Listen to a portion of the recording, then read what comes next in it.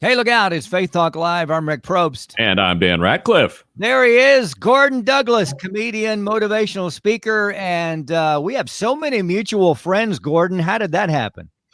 Well, I love that whole community of Christ thing, particularly during COVID when people are isolated. It's good to be connected. But since you guys are funny and you know a lot of funny people, I work a lot with the Christian Comedy Association and 40 years of comedy outside the Christian comedy world. So, yeah, there's a lot of connections.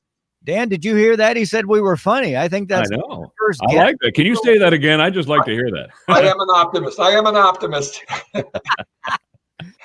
Well, I was trying to run down who told us about you, and we just talked about it before we went live. Kay Dodd filled in, I guess, for someone on a show that you guys did in Jasper. How did that show go with Kay? She's pretty amazing. Yeah, it was a last minute call. It was a fundraiser. I do a lot of those kind of programs I call hilarity for charity. And particularly in the pregnancy center world, because I get to share about my family and all the kids that we have. So anything with adoption or special needs kids or dealing with pro-life is right up my alley. And my buddy David Farrell's down in your way in South Carolina. He got ill. And I called Kay with 1 day's notice saying, hey, I got an opening tomorrow. Would you like to join me? And she didn't even blink as she was there. And she's such a pro. I mean, yes. It was a difficult show in that, we had 600 seats and they were only allowing 150 to come. And because of COVID, only 60 showed up. And out of 60, 40 had masks. And out of 40 with masks, 20 felt comfortable to laugh. It was a challenge, but we made several $1,000s, and that translates to some babies will be saved, and that's the best. Wow, that's awesome.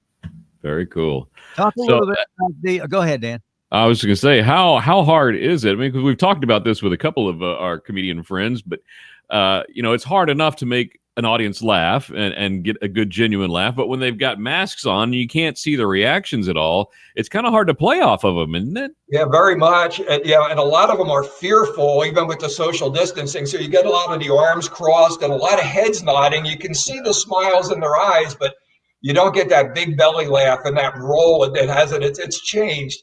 And yeah. I'm doing more virtual events now, just like this, where I'm doing my show from my dining room. And I did ask last week, I did a show for Life Coaches of America, and there was like 50, 60 people across the country. And I saw the little pictures around the edge, but everybody was muted. And I asked the host, could please, several of you just unmute. I don't care about background noise. I want to hear laughter. It's not good enough to see little LOLs in the comment thing after every joke. LOL, LOL. Gordon Douglas is a comedian and motivational speaker and a mutual friend of so many people. If I read the list, it would take days. Maybe we'll ask you about a few of them a little bit later on if we have time. Gordon, behind you there is a really cool backdrop, which we chatted about before we started. You had a show in Dallas. Tell us about that. Yeah, last June, the Christian Comedy Association, we do a yearly conference live. And each year we have a showcase where we feature some of the best in the world of Christian comedy.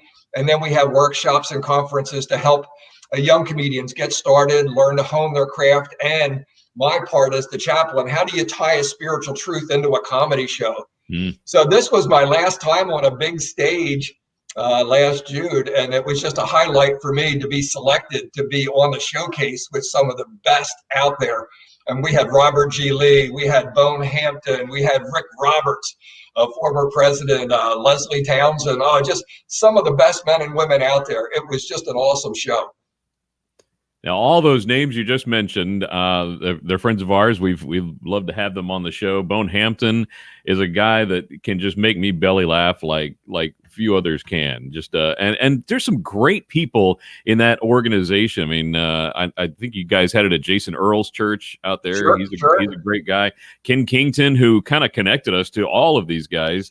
What a great group to work with, man.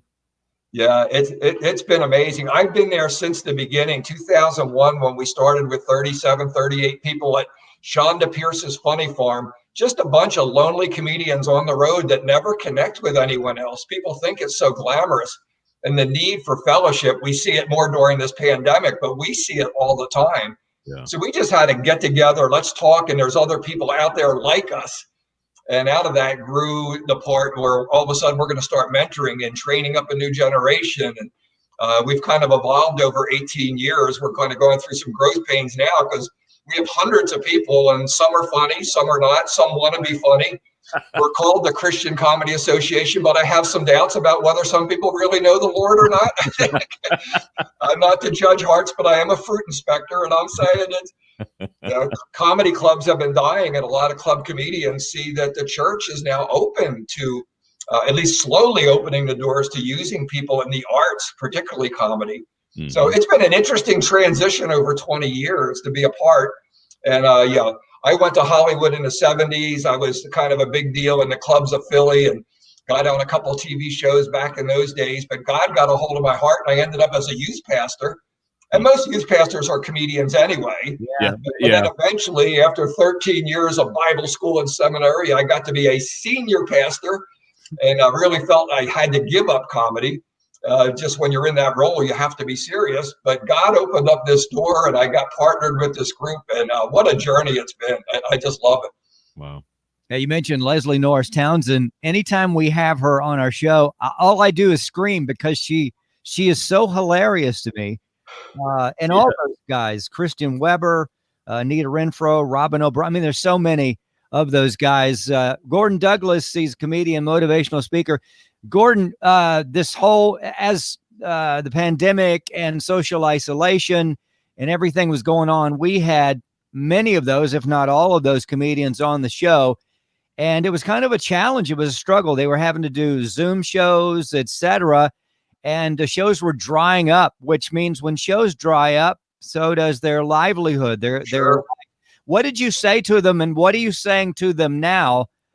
Just because it seems to be picking up, but it's not 100%. No, it's only opened about 5% at this point. Yeah, one of my things is to stay busy, and I've never been busier than during the shutdown. Obviously, not making money. I had 17 major events this fall, all postponed.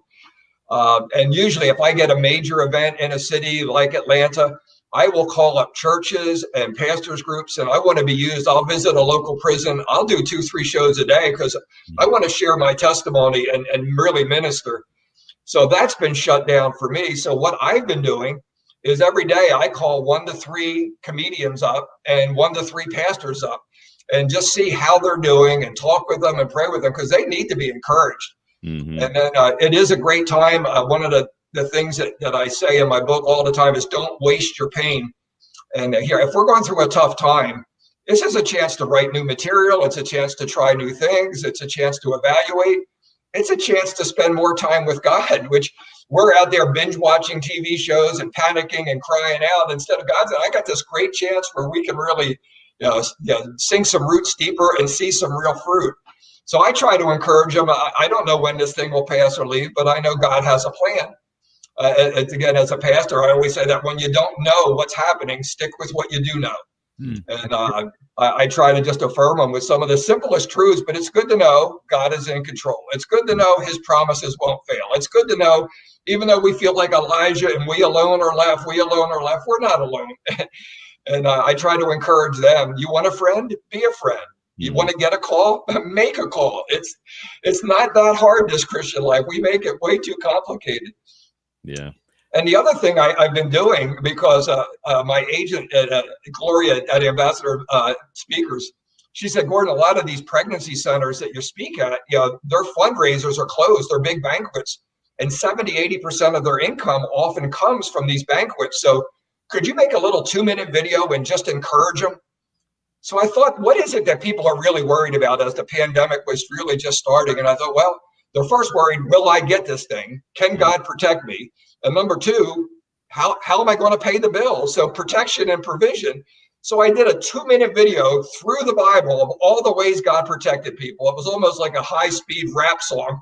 He did it here, he did it there, he did it this, he did it that. And then I went through and did one for all the ways God provided, from the Jews in the desert to coins in a fish's mouth. Look at the ways God provided, just to try to encourage people. And my agent said, Gordon, these are really good. You ought to put these on Facebook. And I did, and they got hundreds and hundreds of hits. So I woke up one morning, I thought, if I can't leave here for the next 3 months, what could I do? And at 2 a.m, I walked around the house with a notebook and thought of 50 object lessons that I could do, from light switches to car tires to cleaning the gutters to being under a truck to climbing a tree. And I've now made 87 of these little 2-3 minute videos called A Word from the Word, because I'm here and I want to be used. And we are learning that what you guys are doing here with this broadcast is we can connect with people a lot of different ways. But I'm the eternal optimist, and I don't know if it'll ever get back to where it was. I think it will. Yeah. It might be a little bit different, but we're learning that there's a lot of other good ways to connect with people. There he is, comedian, rapper, pastor, writer, author. I mean, what else does he do? Gordon, what a great way to encourage people. Just these short little videos on Facebook. How can people find those and go back and watch all the ones that you've done so far and keep up to date with new ones that you're doing? Great question. Well, I do put some on Facebook almost every day. I've slowed up. It's not daily now on Facebook, but I do post something funny and something about faith every day on my Facebook page. And that's just Gordon Douglas in Philly. But all 87 Word from the Word videos are on my YouTube channel. My youngest daughter just made me a YouTube channel. And it's got some of my sermons, and it's got some special features, and it's got about 30 comedy clips of shows across the country. But there's 2 lists of about 40 each of the Word from the Word videos. And like, I impersonate Steve Urkel. I mean, I do some TV shows. Did I do that? And what a great truth, because a lot of times when we talk about sin, people say, well, I never do that. I never do that. So I use a character in a TV show, Home Improvement. I have the guy at the fence, right? The neighbor. Wilson, and I do a whole talk at the fence. The most popular one out of all 87 is a tribute to Mr. Rogers after he passed. And I have the music playing. I walk in my front door. I change my jacket. And then I tell a story about Pentecost, because it was Pentecost Sunday. And if Mr. Rogers were a preacher, and he was, what would that message sound like? And that got more hits than anything I've done. And the second most popular was one I did at my neighbor. My neighbor, God bless them, they have roosters, they have chickens. And what a treat every morning. It's like, thank you, Lord. So I stood next to the chicken coop and talked on Good Friday about Peter denying the Lord and the rooster crowing. Wow. And what happens when you think you've blown it? Because a lot of people do. They think they've made a mistake, that God could never forgive them or God would use them. And as I was sharing this message, the rooster came out to protect his girls, and he came running at me, crowing like crazy. It was like a trained rooster. It couldn't have been more perfectly timed. And that's the second most popular one on there. It's so good stuff. Cool. Comedian, motivational speaker, Gordon Douglas, also pastor. Dan said rapper. Gordon Douglas is funny.com. Real quick, we got to go to break in a second, but what are the holidays looking for you guys, you and your family? Is everybody going to be at home, and what do you guys usually do? Well, hopefully after the break, we'll get into our family, but we do have a really large family we can talk about after the break. But to comply with the government guidelines of groups of 10 or less, we had to ask 4 of my kids to leave. We average 14 to 17 kids at our house, and I'll explain that after the break. But I'm wondering if our neighbors will turn us in, because we're already over the government guidelines before we have any guests. I just go for it. Forget the guidelines. Come on. Hey, we're talking with Gordon Douglas, comedian, motivational speaker. Well, let's do this. Let's go ahead and talk about the traditions that you guys do. Thanksgiving, Christmas. You do the same things every year? You just kind of go, whatever comes out of your head? What do you do? We do have a lot of neat stuff. Again, just for the folks who don't know our story, my wife and I are married 41 years, and we were told as we got married that my wife had some physical problems and would not be able to have children. And I love kids. I wanted a lot of kids. I have a heart for hurting kids. I was the angry hurting kid. It is the theme of my book. I'll do a little plug on it if we're going to get glare. Yeah, look at that. Yeah, growth spurts and growing pains, the struggles of a skinny stud muffin is the title of my book. And God took this angry, hurting kid who used comedy to cover my pain and brought me love and joy and peace. And now I use it to help people get free of their pain. So I got involved with youth ministry to make a 20-minute story short. Is a boy called me after I did a show in the inner city and said he was in trouble and he needed help. And we ended up getting legal custody of this 14-year-old boy. And a few weeks later, he knew his friend was in trouble, and we had 2. And a few weeks later, 3, and that grew to 6 to 9 to 12 to 14 boys we took off the street. Parents were in jail. They were coming out of jail, each one with a heartbreaking story. Wow. My father-in-law moved in, Charlie, 2 years after we were married because he had a stroke and he couldn't care for himself. So we had Charlie moved in, and he brought his son, Chucky, who has Down syndrome. So we had 3 boys with alcohol and abuse issues, a father-in-law with a stroke, a brother-in-law with Downs. The local prison called and said, we're too crowded. Could somebody watch prisoners? So we took in 2 prisoners under house arrest. Wow. And when I do the show, I go through the list like the 12 days of Christmas. 4 alcoholics, 2 prisoners, and a burnt-out missionary.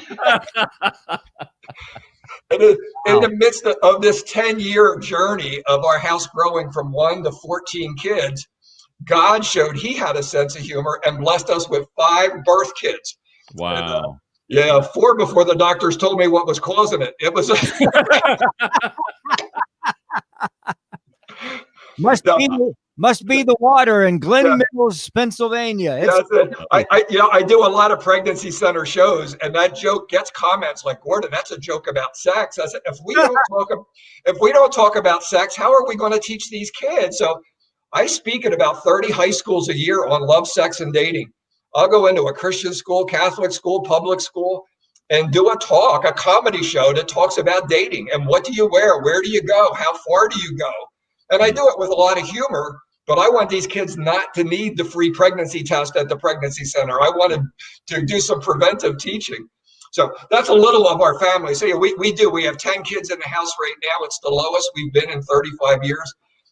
So over the holidays, we'll probably have 17 to 20 kids come back. And they are, even though they're in their 30s and 40s now, we do a scavenger hunt. When you have that many kids, you can't buy a lot of gifts for everybody. So each kid gets 1 gift. And I make up clues, and each kid, there's a race to see who's going to find their gift at the earliest. Awesome. And even though they're in their 40s, they still love to do it. And so we do that, and we do the traditional thing at Thanksgiving, going around the table and ask, what are you thankful for? Because I want them to learn to express gratitude. And it is interesting. It gets tearful of kids who have come off the street and are thankful for a place to go. And most of them call my wife Mom. Most of them call me Pastor G or G Diddy or G Dog. But I've become a father figure. I never wanted to replace their father, but some don't even know who their dad is. Yeah. And some they just have no relationship. So I've become that. And it's truly rewarding. Not all the boys are doing great. Some keep me praying, but I tell them all the time, I'll never give up on you. I'll keep praying, but you know the truth. You have the choices, and I'll help you make good choices, but I can't make the choice for you. We're talking to G. Diddy, also known as Gordon Douglas, comedian, author, pastor. And now you mentioned your book, and you showed it there. What's the name of the book again? Yeah, it's Growth Spurts and Growing Pains, The Struggles of a Skinny Stud Muffin. Oh, boy. So how long has that been out? About 2 years. We've sold over 3,000 copies so far. It's going great. It is really a biography, a comedy biography, Reader's Digest, chicken soup for the soul, cookbook, joke book, all combined because that's the way my mind works. It's got 39 short chapters. Each one you could read in the average time you spend in a bathroom. It was designed that way. And it's 39 short stories. Each chapter begins with 4 to 6 jokes of the comedians I grew up with, the Ed Sullivan comedians, the Milton Berles, the George Burns, the Red Skeletons, and some of our new Christian comedy friends. And those jokes have to do with a subject of something I want my kids to know. I don't know. I think it says at the bottom there, things I want my kids to know. Yeah. And it's stuff about work, money, anger, forgiveness, dating. And through there is my spiritual journey, but it's really geared for unchurched people. But it's each chapter ends with a quote and a paragraph of something I wish I knew, something that nobody taught me when I was a kid. And I wish that I had learned. And to break it down simply, it's 10 things that help me grow spurts and get close to God and bring love, joy, and peace into my life. Then there's 10 of the stupidest things I've done. And I've done some really stupid things that Haven't hurt we all? me or hurt others. And there's things I have regrets. And I sure hope kids can learn from my example. And then there's just 10 of the funniest things. How I got on the Carol Burnett show, what it was like to meet Robin Williams back in the 70s. You know, some of the things in my comedy journey and leading up to, you know, meeting Shonda Pierce and Mike Williams and Justin Fennell and the beginnings of the CCA, and what a change in my life. Dennis Swanberg, I got to meet Dennis way back when and be on his early show back in the 90s when he was on in Texas. And it's like connect the dots. I look back and I see God's hand on my life, even when I didn't even have God in my life. And but it's very inspirational. There's a lot of tears. Probably 8 or 9 of the chapters talk about the boys we took in, the things that they went through. And honestly, I share some of my failures as a father, as a husband. People always say, "Oh, it must be fun in your house," and we do have fun, but it is not perfect here. Even though my wife and I were named Parents of the Year for the state of Pennsylvania. Wow. That's just because my kids made more write-in votes than anybody else. See, that's who we should have written on the ballot for the election, Dan. Thank you. Yes. It was this close. Gordon Douglas is funny.com. Check it out. Get the book. Gordon, we got to get you back on the show. You are an inspiration. I don't know where you've been all of our lives, but we've got to get you back on the show. Blessings to you. Have a great holiday. We'll talk to you after the first of the year, 2021. Hopefully by that time we'll know who's leading the country. Let's take a break. We'll be right back. I'm Rick Probst. And I'm Dan Ratcliffe. Great to be with you. This is Faith Talk Live.